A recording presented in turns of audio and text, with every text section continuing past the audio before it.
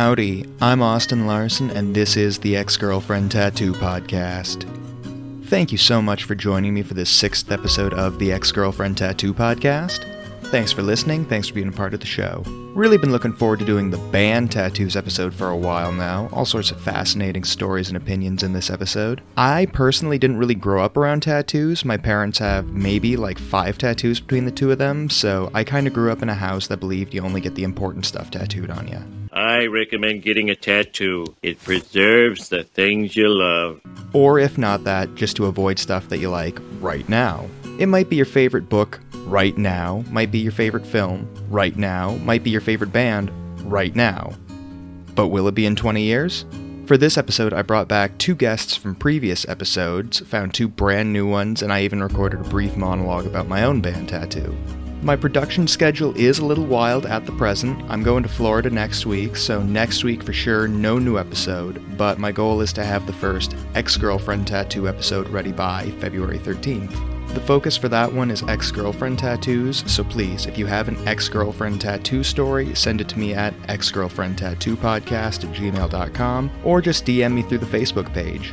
Once my schedule kind of evens itself out, my goal is to continue putting out an episode every other week, but I'd like to do some more bonus episodes and or interviews. Are you a tattoo artist? Are you involved in the industry? Are you just an enthusiast with some cool stories to share? Please hit me up. I'd love to chat. Please tell your friends about this show.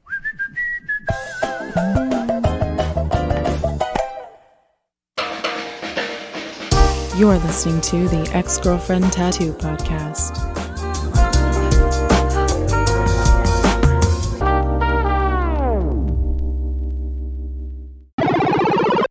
All right, I'm Austin Larson. This is the Ex-Girlfriend Tattoo Podcast. I'm joined by my guest today, Seymour Butts.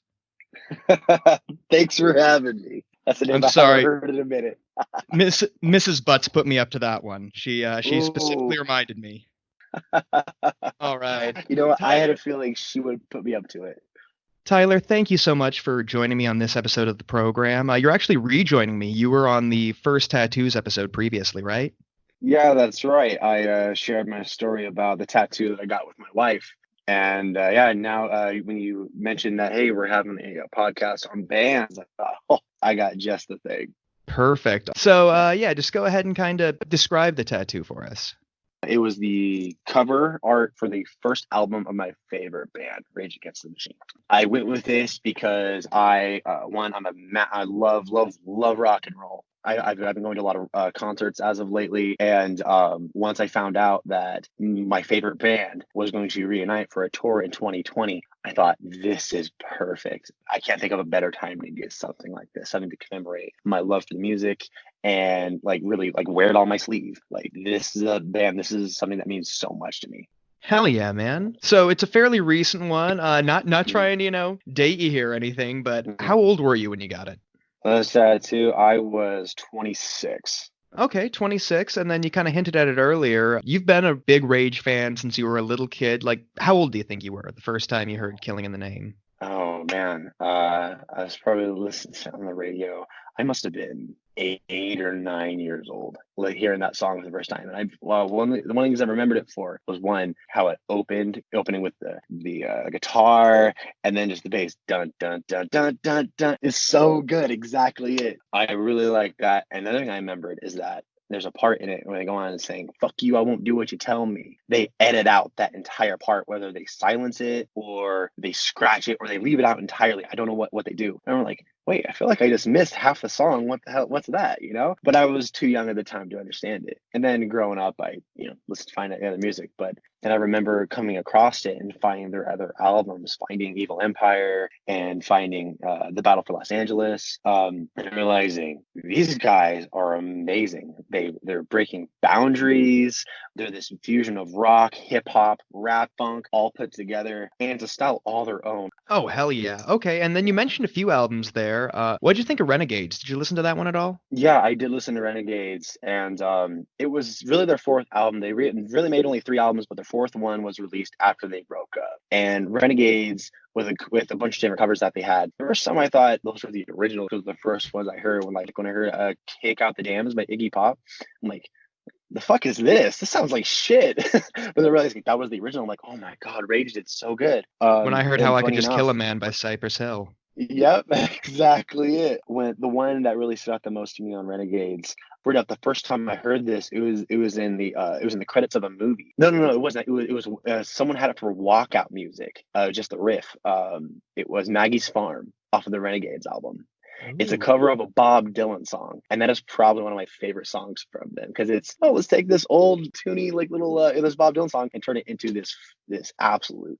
I don't want to say a ballad because that's not it, but that's probably one of the ways I explain it. It is just so powerful. I love that song so much. But I did listen to Renegades, a lot of bangers on it. I think Street Fighting Man was another one of my favorites. Pistol Grip Pump, that's always a good one. Or even just the Pistol Renegades Grip. Funk track. That was an absolute banger. So would you say that the self-titled debut album is your favorite from their body of work? Yeah, I would have to say so.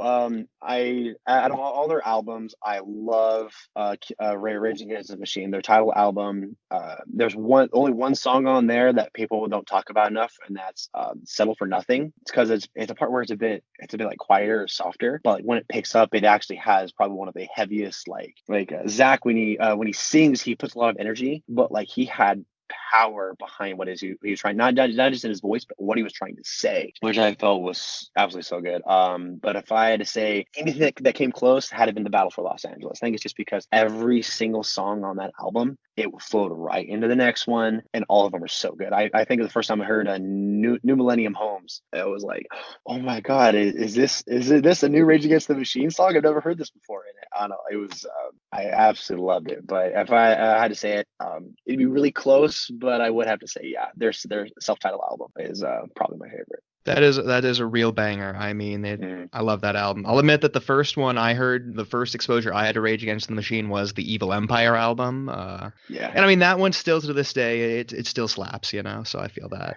It does, yeah. I think that was one with Bulls on Parade, and that's one of the songs that they're most known for here on Definitely. the radio. Or I Guitar remember Hero 3. High school. Guitar Hero, exactly it. That was one of the extra tracks. Like, when you could guitar battle against Tom Morello. And, that's right. yeah. He was, yeah. Have you actually seen them live yet? I have not, no. I have had I remember I was a big fan of them in high school, and it was around 2011. They had a reunion. And they went toward, I want to say it was, you know what? I know people are listening. They're going to go fact check me, but I'm pretty sure it was in London. And it was this massive event. People came from all over inside. And they also announced it was just early 2018 or early 2019, where Tom Morello said, like, guys, I know you want a reunion, but it's not going to happen. We've been past this. We're doing our own thing. We have Prophets of Rage. They just recently lost their lead singer for Audio Slave, rest his soul, and it's not going to happen. And they said, Tom said, you know what? If you want this music and it means that much to you, go out and make your own. Start your own band. Carry the message forward. I thought, coming from Tom Morello, which he's always had so much passion behind the music and then behind the message too. I mean, he's still doing stuff with Prophets of Rage.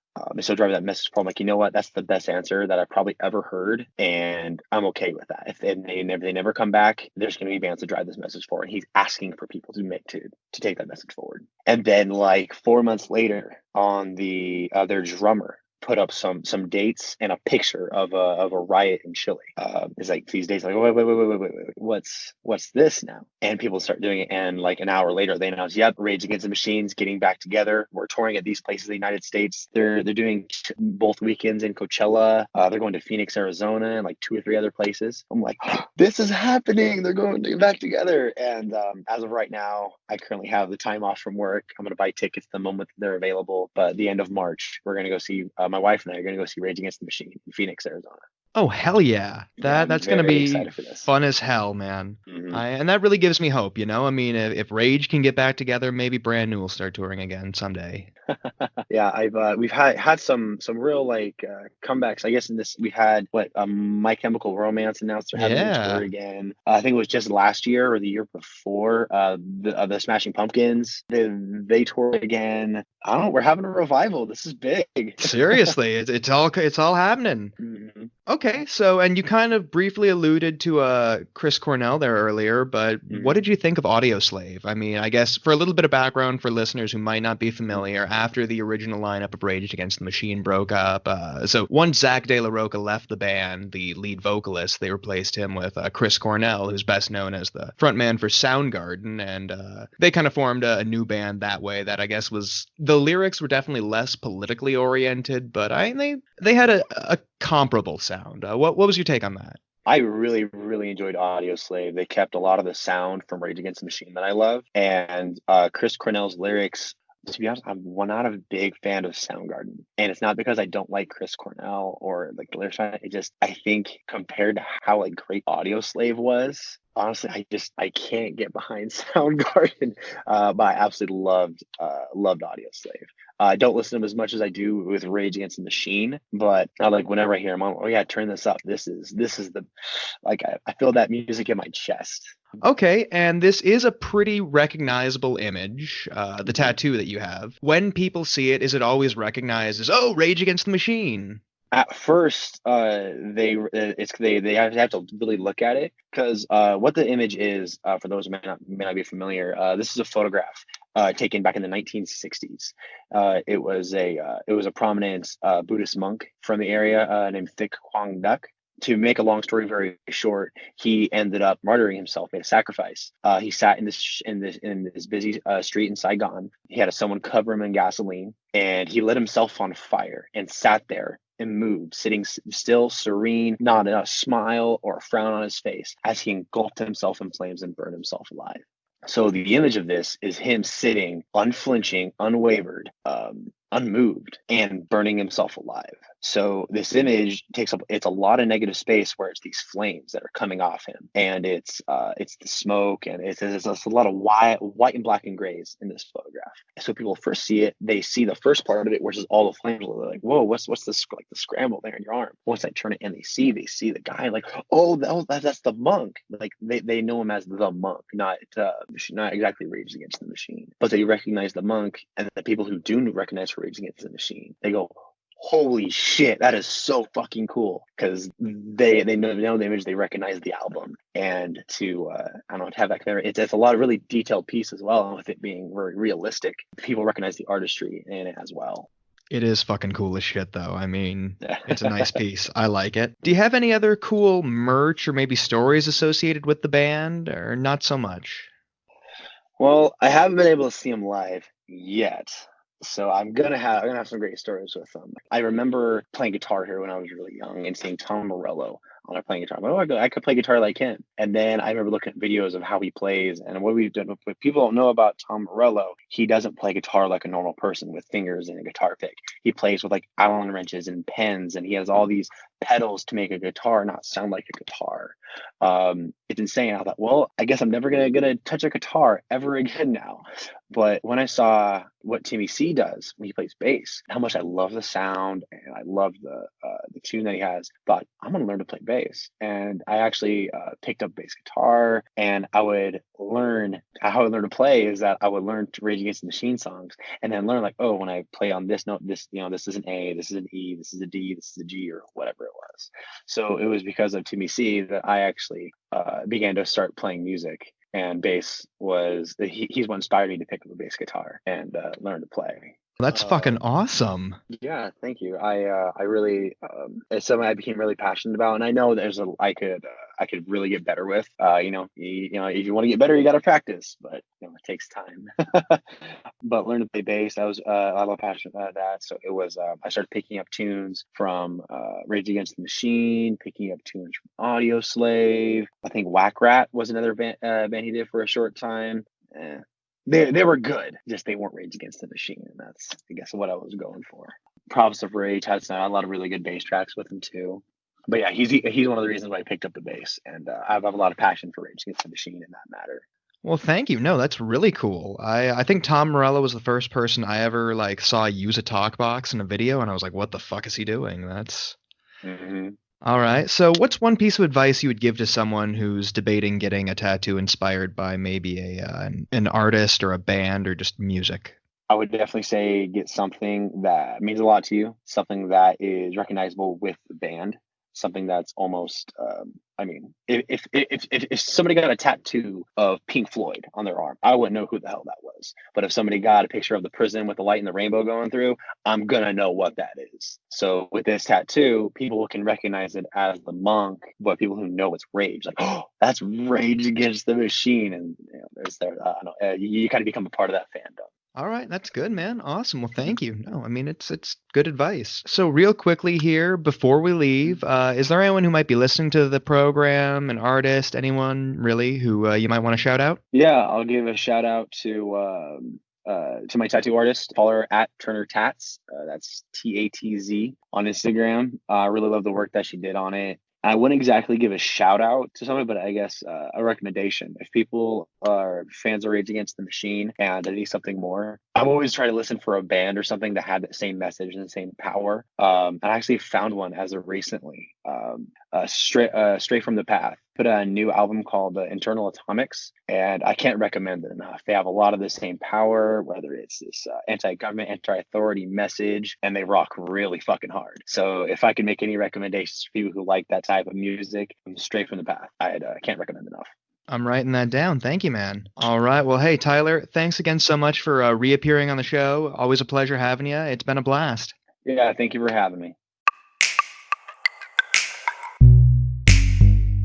Thanks for reappearing on the show, Tyler. So far, we've gotten to talk about both of his tattoos on the show. He's got more planned out. Hopefully, he'll be back on the show later on down the road. My next guest submitted a piece via Facebook. Here's Chantel.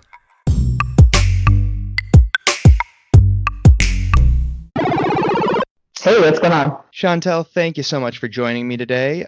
Real quickly, how many tattoos do you have right now? 3. Okay, very cool. Would you say that you were raised around the tattoo culture / tattoo industry? I was not at all, actually. No. All right, and this is the Band Tattoos episode, so without revealing too much about the artist or the band, how about you just go ahead and describe the design that you have tattooed on you? Sure.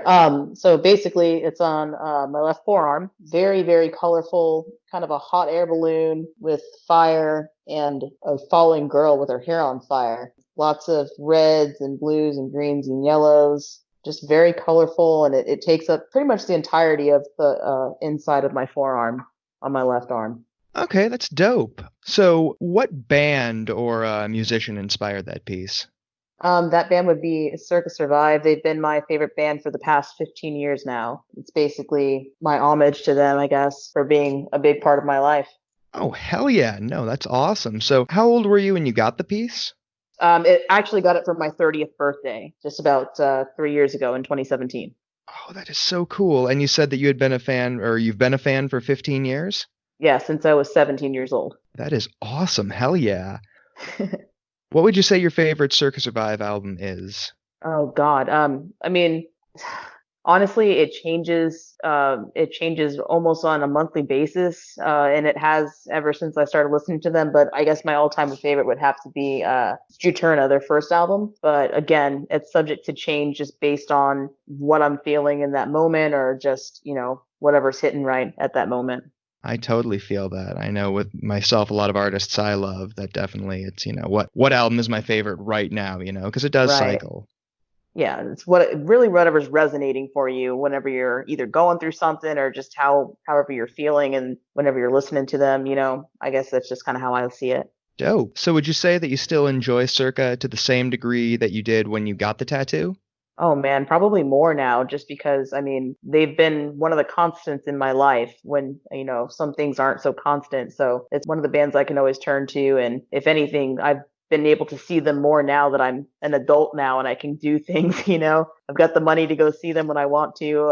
And when I was a kid, a teenager, it's a little bit harder because oh, I don't have the money, or, oh, I've got something else going on. It's a lot easier now as an adult. So seeing them more, it's just kind of man, it's like chasing a high, just going to see them in concert or listening to them. So as an adult now, I enjoy them probably more than I did when I was younger, just because they're still making great music and they're still so solid. Oh man, it's almost like you were reading my mind. I was about to ask if you've gotten to see them live, but I'm guessing it's happened more than once. So oh yeah, dude. And have you when and where have some of your favorite gigs been? Okay, like my all-time favorite has been at Red Rocks in Colorado when they played out there because I'd never been to Red Rocks and it was actually a bucket list item for me to go see just any kind of music there. It wasn't specifically Circa Survive, but actually in 2017 they had announced that they were going to be doing a show there, and I was like, done immediately. Bought a plane ticket. It was amazing. Damn, that's a double whammy right there. I mean, not Yeah, only man. bucket list, but your favorite band. Oh, that's a tailor-made. Hell yeah. Yeah. That design, would you say that it's always recognized and associated with the band whenever people see it? I mean, if people know the band, they're like, "Oh shit," they're like, "That's cool." But it's a lot of people are just like, "That's a really cool tattoo." So I mean, it gets a good response. But half of the people I would say that see my tattoo and they're just like, "That's really cool," or "It's really pretty," a lot of colors, or they don't know what it is. They just think it's a nice tattoo. But whenever there's somebody who's familiar with the band and they see it, they freak out. Oh no, I love band tattoos like that where it's just a really cool design by itself, but if you know, you know. Right. And it's actually, I guess to kind of describe it more, it's actually three parts to this tattoo. So it's album artwork from three of their albums meshed together to make one tattoo. Dope. Okay, you got the whole trifecta there. So, and I mean, it sounds like Circus had just a huge influence on, you, everything about you. So, what are some other? Do you have any other cool like merch or stories that you've gotten from seeing the band, enjoying the music from over the years? Oh yeah. Most recently, actually, last year I went to see them in New Orleans, and it was hell they were yeah. playing. Yeah, man, they were playing on my birthday in New Orleans, and one of my friends had emailed one of the members of the band saying, "Hey, it's our friend's birthday, the night of the show. If you guys don't mind, giving her a little shout out." And they fucking did it. It was awesome, dude. Oh, that is really fucking awesome. That was I mean, I wasn't expecting that. I didn't even know he'd written out an email to Colin is his name, one of the guitarists in the band, and they actually just like said, "Hey, we just want to say happy birthday to Chantel." And I lost it because I was like, "What?" Like, you know what I mean? So it was pretty cool, dude. That is really fucking cool. Yeah. Wow. Okay. No, that is wow. Yeah, that is really cool. Yeah. All right. So, what's one piece of advice you would give to someone who's thinking about getting a tattoo inspired by a band or a musician, just music? I mean, I'm not one to judge people's tattoos. I think, you do what you want to do, whatever it means to you. And if it means that much to you to have it etched on your body and, putting the money down and putting the paint in, get whatever. But I mean, I would say the most important thing is you absolutely want to make sure that it's something meaningful and something that you're going to look at and be like, yeah, even if they don't have that severe of an impact on you like Circa has on me, if something you get on you is something that means something to you, even if it's just like a song lyric and the band breaks up, whatever, I mean, live in that moment with that tattoo. Do what you're gonna do. Just make sure it's something that does mean that much to you. Very solid advice. Thank you. Chantel, real quickly before we go here, is there anyone who might be listening to the program? Anyone you might want to shout out? LA. Sorry, yeah, that's L.A. Loran. That's Yeah. Sorry. Hey, Not hi, Los Loran. Angeles. So it took me a sec. I was like L.A. I was like, oh crap, maybe he thinks I'm talking like No. to Los Angeles. Hi, Loran. Oh my God, I am the worst. Wow. That's okay, dude. It's all good. It happens. Well, but seriously though, I mean, she helps me find a lot of people for this show. She helps me a lot with this. So thank you, Loran. Thank you, Chantel, for appearing on the program. Really appreciate that. Thank you for having me. That was awesome. Thank you so much, Chantel. It was great meeting you, great interviewing you. Hope you're enjoying the show. Thank you too, Loran. Or should I be calling you LA? Everyone else calls you LA. I'm literally the only one who calls you by your full name. It's feeling weird. I'm sorry. Anyway, I only have one bona fide band tattoo, so here's a brief monologue about that.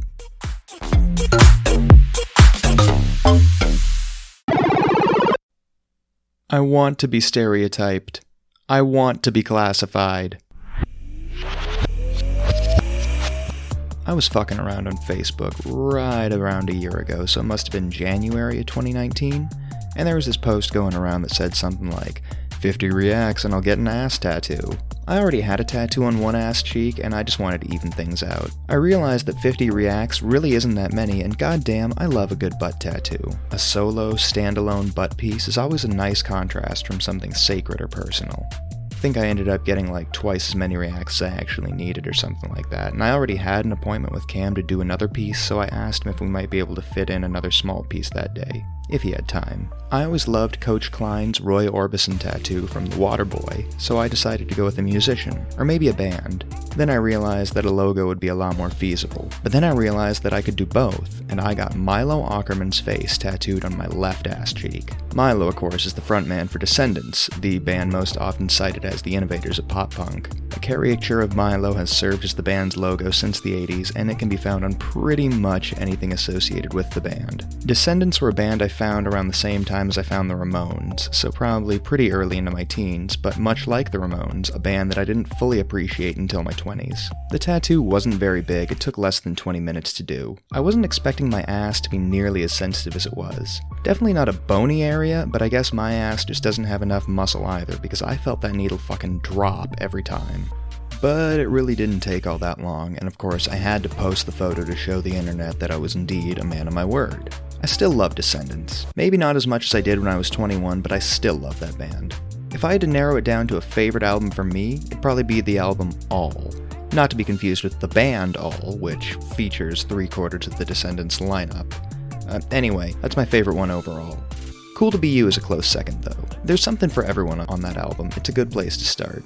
I've gotten to see him twice. The first was in Spokane, October of 2018. I was supposed to go with but she dumped me like 3 days before the show, so I ended up going with my Uncle Mick. I saw part of their set at Riot Fest in Chicago last September, and that was a way better trip. Both shows fucking kicked ass though. For a band that's been playing and recording for over 40 years, they really kick ass.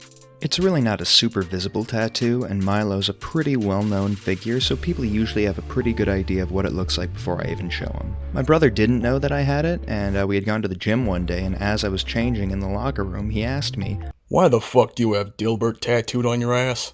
I still love my Descendants tattoo, and I really don't regret it.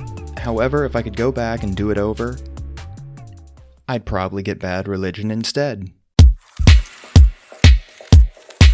Got to see Descendants twice in less than a year. That was pretty damn cool. Thanks, Matt, for sending in that clip. Really appreciate that. That was really the icing on the cake there. I wasn't 21 when I got the tattoo, but honestly, that's probably when I was craziest about the band. I really hope people are enjoying these monologues. For me, they seem like the most cohesive way to talk about some of my own experiences, but I'm always open to other ideas. My next guest is a returning guest to the show. Here's Jackie.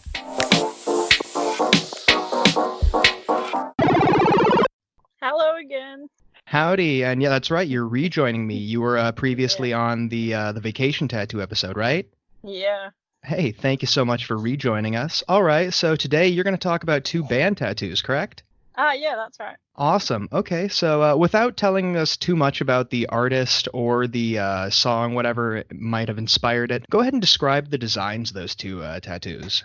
The first one is a massive ship up the front of my calf. So it takes up pretty much the whole back of my leg with some traditional flowers and stuff around it. So it's just a big old school sailing ship. And the second one is just some lyrics on my foot. Okay, very cool. Here, yeah, just go ahead and tell us the story of those 2 tattoos. So the first one is a bit nautical themed because the band is known for its nautical themes. So it's a bit like a tongue-in-cheek sort of thing.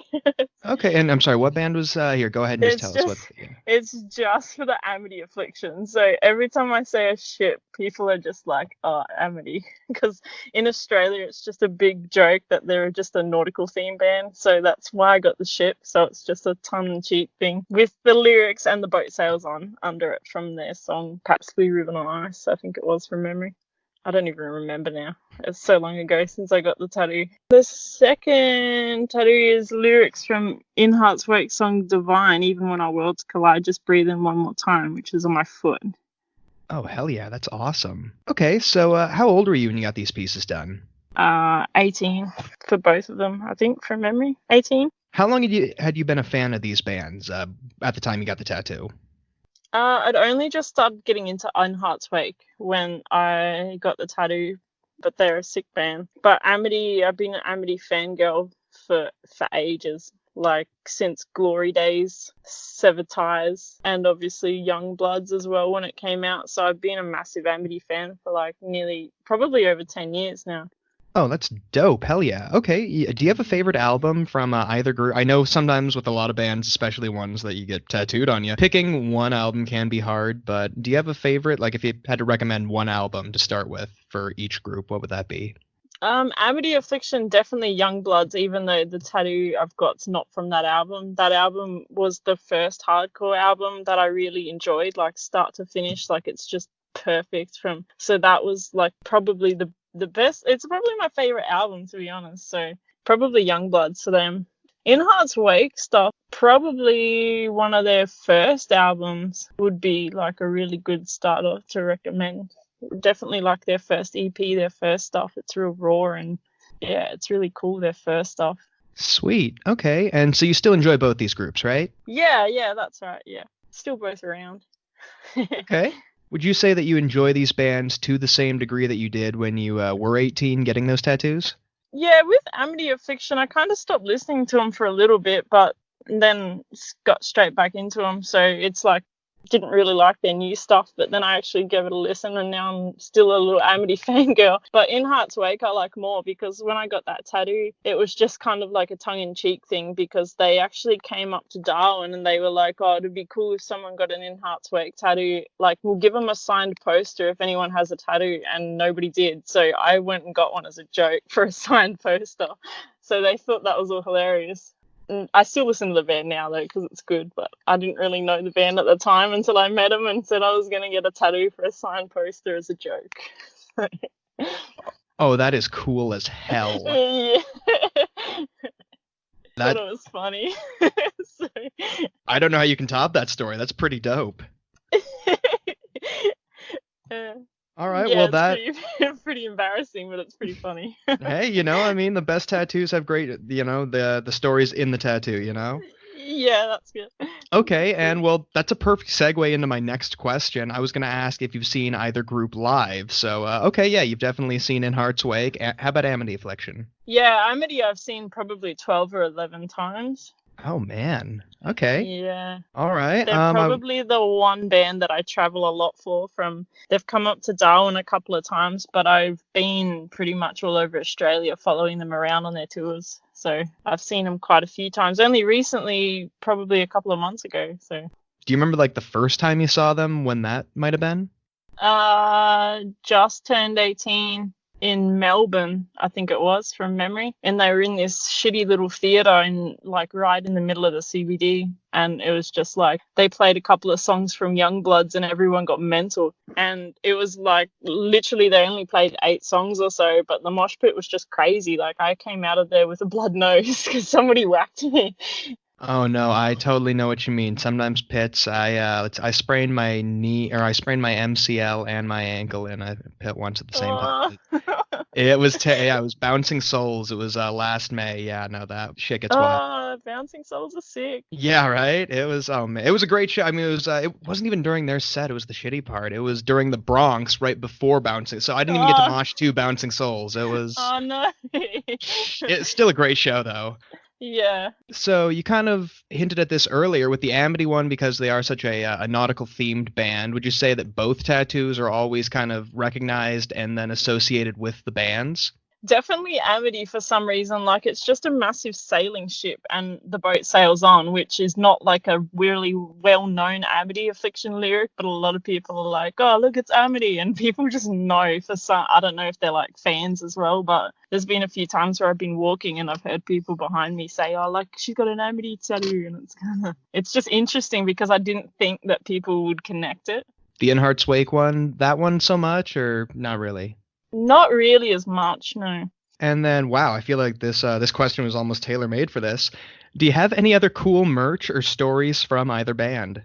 A few, yeah. I've got Ryan Burt's drumsticks. I've got 6 or so pairs of his drumsticks just from shows and stuff over the years. So, yeah, I get asked for them a lot because Ryan's not in the band anymore. So it seems to be a bit of a thing people are after now. But I'll never part with them because I love them. But yeah, they're just 6 pairs of broken drumsticks.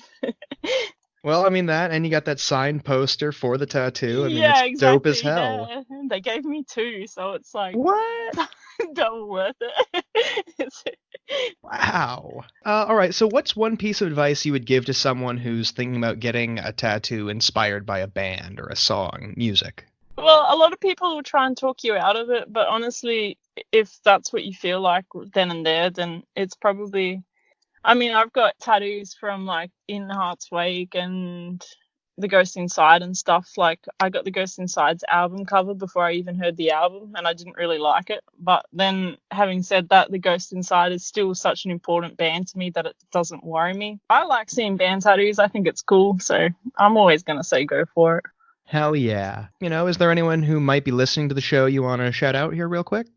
Go and listen to the band Hollow Front if you're into hardcore. They're from Grand Rapids in Michigan, so Americans might be into it. But they're touring America at the moment and they're really sick. So if you're into hardcore, go and suss them out. Oh, okay, that's Hollow Front. Yeah. I'm writing that down right now. All right, cool. Well, hey, Jackie, once again, thank you so much for being on the show. Really appreciate it, and we love having you. Thank you.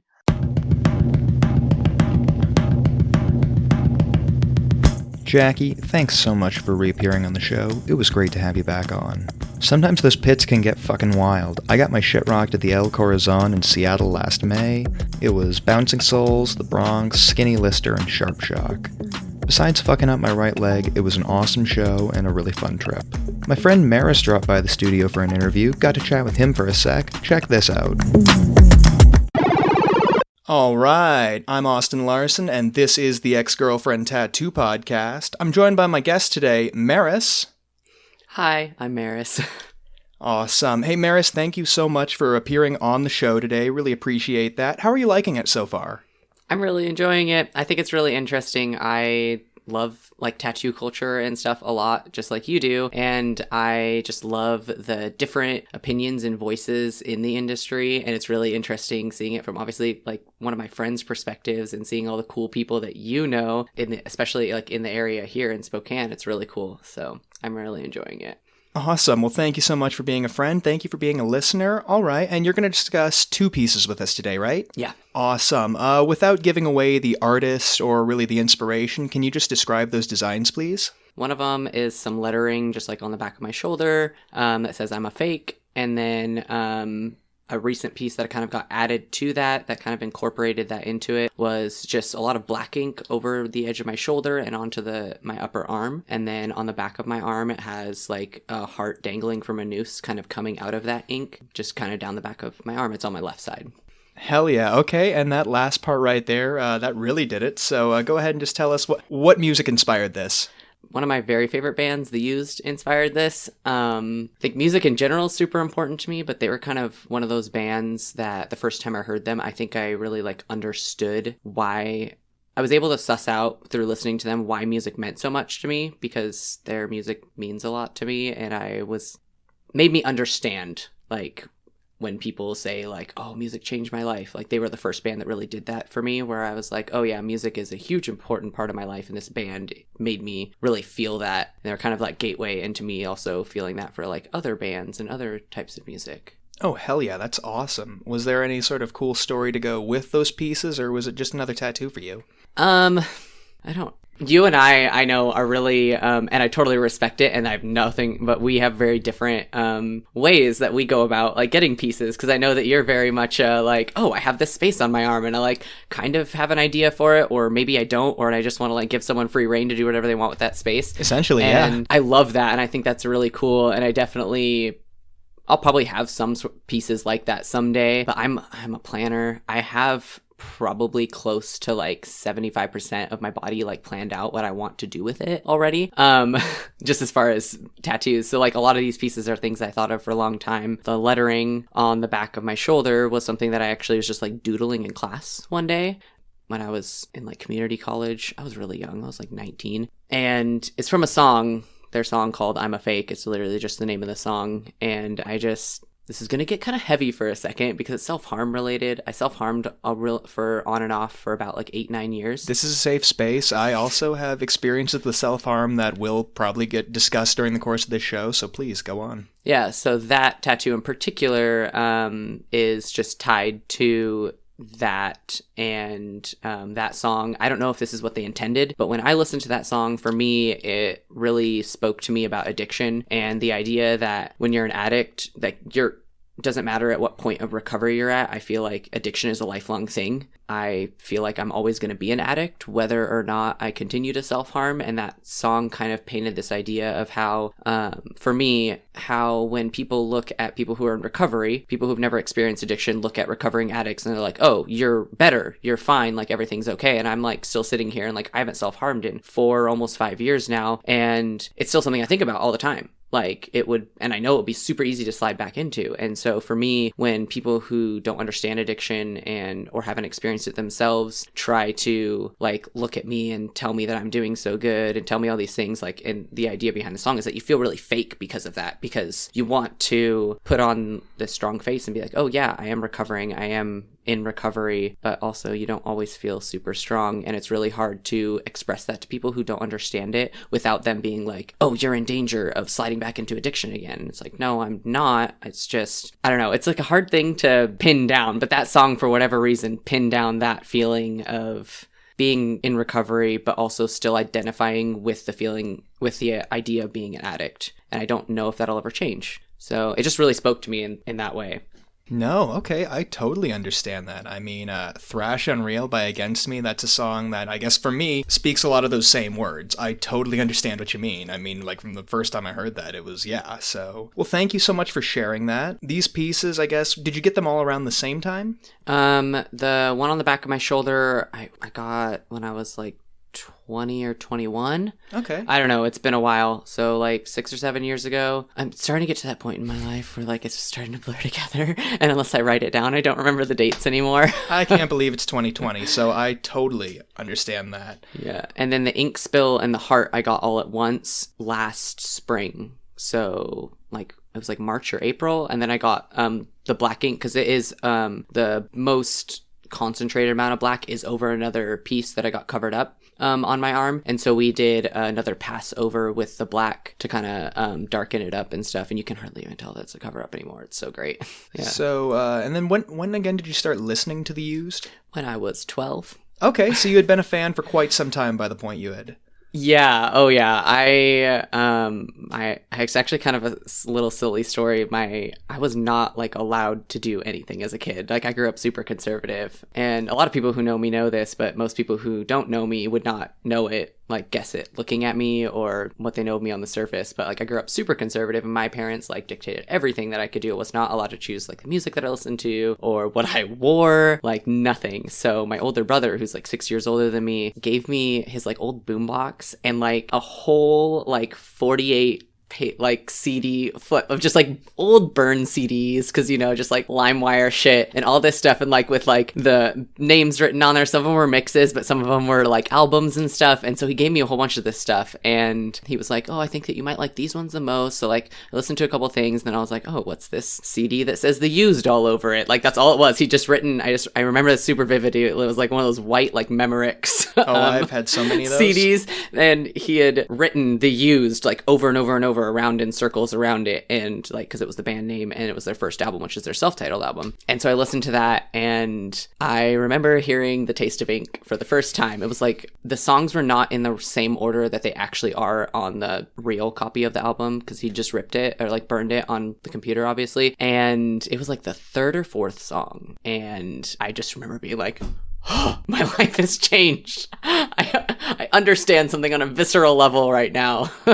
Yeah, so yeah, that's what the black ink that I have on my arm was kind of in honor of that song. Like I wanted it to be an ink spill, because The Taste of Ink is just like my favorite song. It's my first like favorite song ever, and it's one of those songs that to this day, if it comes on in a playlist, like crank that shit up, like everyone stop talking kind of thing. I love it.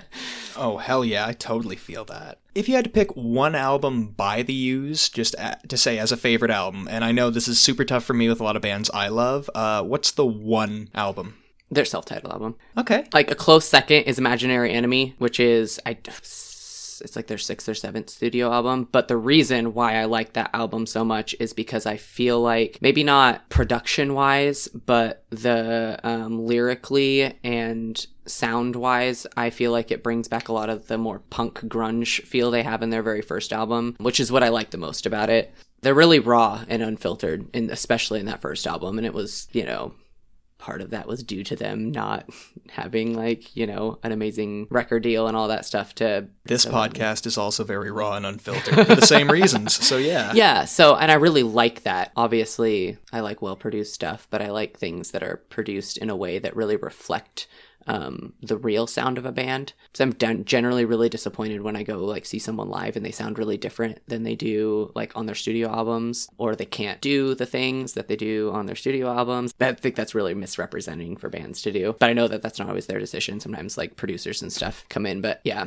I'm really into that really raw sound for sure. This is a band you still enjoy, of course, right? Oh yeah, they have a new album coming out this year. They haven't released a date for it, but they've released one single that I'm pumped. It made me pumped because it does sound really similar to a lot of that raw energy that they have in their self-titled album. And apparently they wrote 30 songs, and so there's going to end up being 2 albums. So would you say you enjoy them to the same degree that you did when you got the tattoos? I mean, when I got the tattoos, for sure, I definitely, they hold a special place in my heart because I feel like they're I kind of refer to them as my first love. They're the first thing that I really, really fell in love with and just have never let go of. I definitely think I have other bands now that I would say are more my favorite or whatever, but I'm never going to not love The Used, and I'm always going to keep up with what they're doing. Their last 2 albums weren't some of my favorite stuff that they put out, but I do still enjoy some of the songs off of them, and I do listen to them from time to time. All right, so have you seen them live? Oh yeah.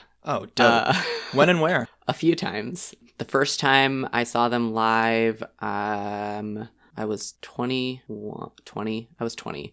I actually they were playing in Seattle the weekend of my sister graduating from high school, and I was living over here in Spokane, but my family lives up in Bellingham area, so I had to get out of a final in order to do it, but I just told my teacher that I was gonna be back home for my sister's graduation, which wasn't a lie. I was just needed to stay an extra day so that we could also go to the concert. So I took her as a graduation present to go see The Used, but it was also a present to me because it was my first time seeing them. But that was the first time I saw them. Then I've seen them at the Knit once before. I've gone and seen them in Portland. I've done a couple years ago, they played Portland and Seattle. I just went and saw them both nights because I'm a nut. And then they did a 15-year anniversary tour for their second album. And then they did it was actually really cool. They played 2 nights in Seattle, and they played the entirety of their self-titled album the first night and the entirety of In Love and Death the second night. So I got to hear 2 of my favorite albums in the entire world played live in their entirety. Songs that I love that I never got to hear live. I cried a lot, but it was really cool. So yeah, and then I saw them most recently, not this past summer, but the last summer on the last Warped Tour run. I actually went down to Texas and was visiting some friends, and we went to Warped Tour while I was down there and saw The Used again. So it's been a couple years.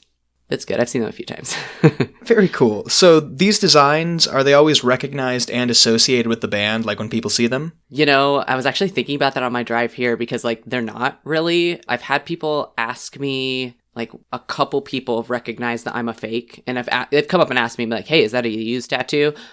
Mostly at the Used shows if someone sees it, or a couple friends of mine have asked about it who are also fans of the band, and they're hey, is that what I think it is? I'm yeah. But the ink spill is, I feel really unrecognizable, and the Noose Heart is it's a really big staple as far as their brand is concerned, but they've done several different variations of the Noose Heart. The first one was their album cover of In Love and Death, and it's cartoon, and that's the most popular version of it. The one that I have is the Anatomical Noose Heart, which they ended up redesigning that for Imaginary Enemy, which is my other favorite album by them. So I feel since it's not their most recognizable version of that, no one realizes that that's what it is, but that's totally what it is.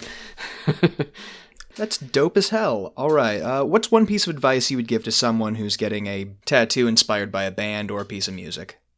I don't really, I don't want to dictate people and their art choices. Well, I guess just a piece of advice. Yeah, I think that do something that, like, do what you want. Like, I mean, personally, I think, like, band, like, logos, especially, like, their names can be really, like, silly, kind of, but I know that other people have really dope ideas of how to work them into other things, so, like, I can't even say, like, don't get a band logo because I think they look dumb, but, like, some bands have really fucking dope logos, so, like, you can make it look really cool, so I'm like, I'm not gonna tell someone, but, like, yeah, it's just the same idea with, like, getting any tattoo. Like, think about, like, if you're commissioning an artist to put something on your wall, you're commissioning a tattoo artist to put something on your skin, so make sure that you kind of know what you want, or you have someone who works really well with you creatively, like my artist, I love him, or someone who does stuff in the style that you want it to be done in.